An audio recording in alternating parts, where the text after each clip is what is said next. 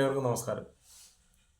നമ്മുടെ ശ്രീ പത്മനാഭസ്വാമി ക്ഷേത്രത്തിൻ്റെ ഒരു വാർത്ത ഇപ്പോൾ പുറത്തു വന്നിട്ടുണ്ട്. ഏറ്റവും പുതിയൊരു ലേറ്റസ്റ്റ് അപ്ഡേറ്റ് ആണ്.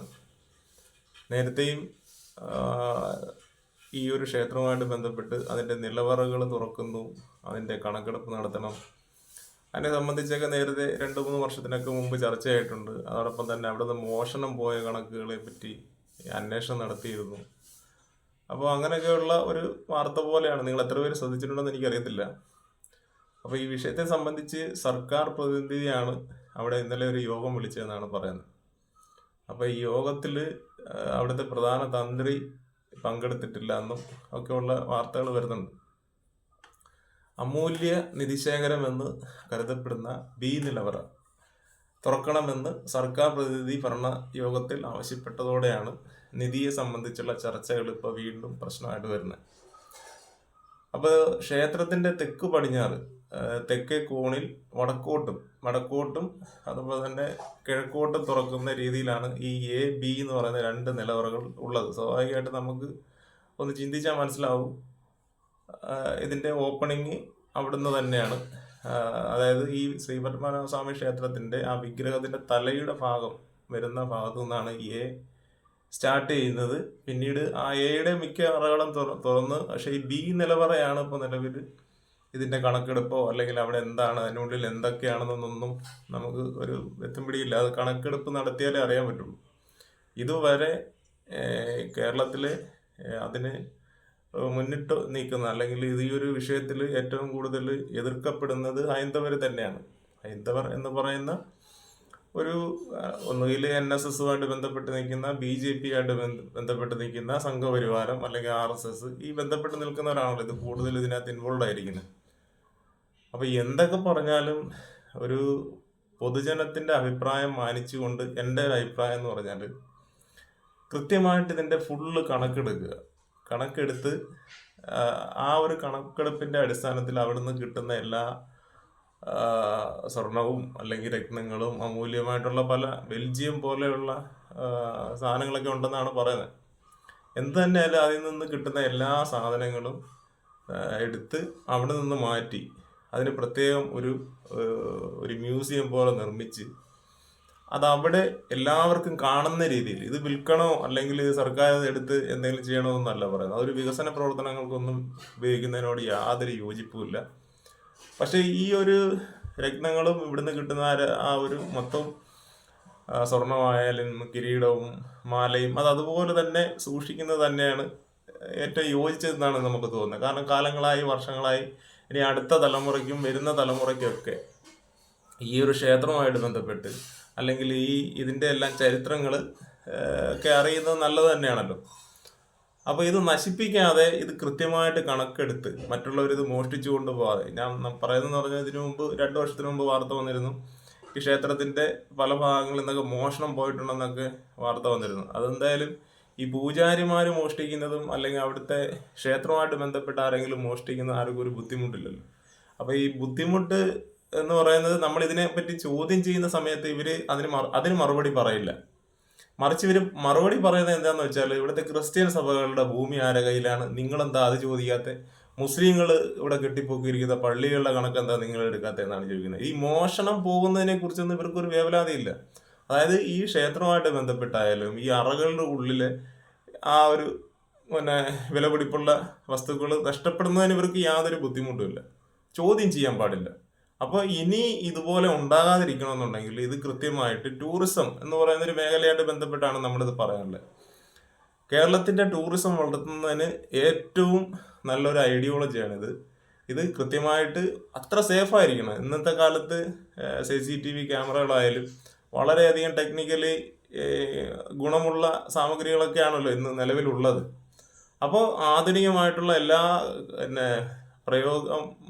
പ്രയോജനമാകുന്ന രീതിയിൽ അത് ഉപയോഗിച്ചുകൊണ്ട് നല്ല സേഫായിട്ട് ഒരു മ്യൂസിയം നിർമ്മിച്ച് അതിൽ സൂക്ഷിച്ചുകൊണ്ട് എല്ലാവർക്കും കാണുന്ന രീതിയിൽ ടിക്കറ്റ് തന്നെ വെക്കുക, ടിക്കറ്റ് എടുത്തുകൊണ്ട് തന്നെ കയറട്ടെ. ഇപ്പം ലോകത്തിലുള്ള ഇപ്പം ബുർജ് ഖലീഫ എത്രയോ കോടി രൂപ മുടക്കിയാണ് നിർമ്മിച്ചിരിക്കുന്നത്. അതിനകത്ത് കയറണമെന്നുണ്ടെങ്കിൽ പുറത്തു നിന്ന് വരുന്നവർക്ക് ടിക്കറ്റ് എടുത്ത് അതിനകത്ത് കയറാൻ പറ്റും. അത് ബിസിനസ് തന്നെയാണ്. അവരുടെ ഉദ്ദേശം എന്ന് പറയുന്നതും ലക്ഷ്യം എന്ന് പറയുന്നതും ഈ മറ്റുള്ള രാജ്യങ്ങളിൽ നിന്നുള്ള ആളുകളെ ഈ ദുബായ് അല്ലെങ്കിൽ ആ ഒരു ബുർജ് ഖലീഫയിലേക്ക് ആകർഷിക്കുക എന്നത് തന്നെയാണ് അവരുടെ ലക്ഷ്യം. അതുവഴി ഒരു ടൂറിസം വളർത്തുക, അതാണ് അവർ ലക്ഷ്യമിടുന്നത്. അപ്പം നമ്മുടെ കൺമുന്നിൽ എല്ലാ സാമഗ്രികളും സാധനങ്ങളും അതിനുള്ള എല്ലാ ഒരു സിസ്റ്റം എല്ലാം നമുക്കുണ്ട്.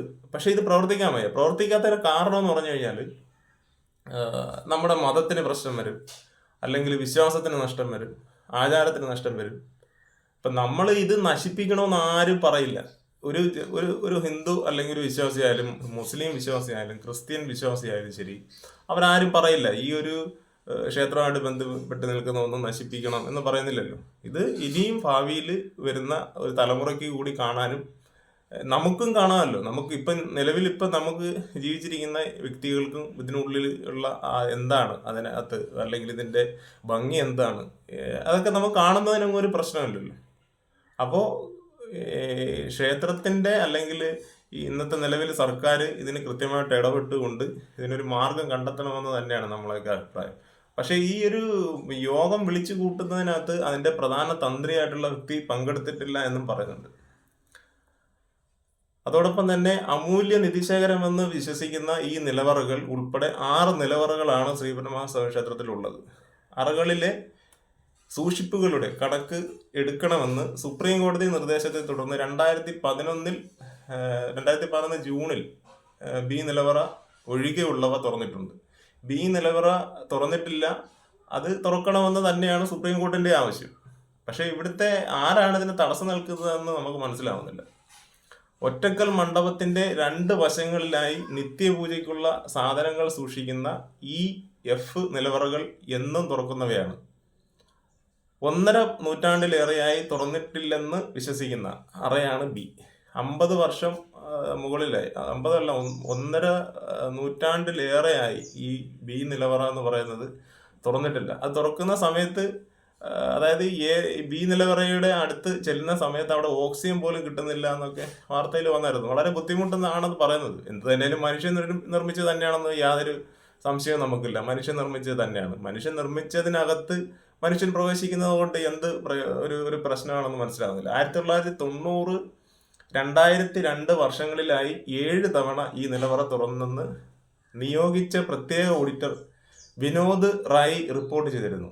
എന്നാൽ ഈ നിലവറയുടെ ആദ്യത്തെ അറ മാത്രമേ തുറന്നിട്ടുള്ളൂ. അതിനുള്ളിലെ മറ്റൊരു വാതിൽ തുറന്നതായി ഓർമ്മയുള്ള ആരും ഈ തലമുറയിൽ ജീവിച്ചിരിക്കുന്നില്ലെന്നും രാജകുടുംബാംഗങ്ങൾ അന്ന് വ്യക്തമാക്കിയിട്ടുണ്ട്.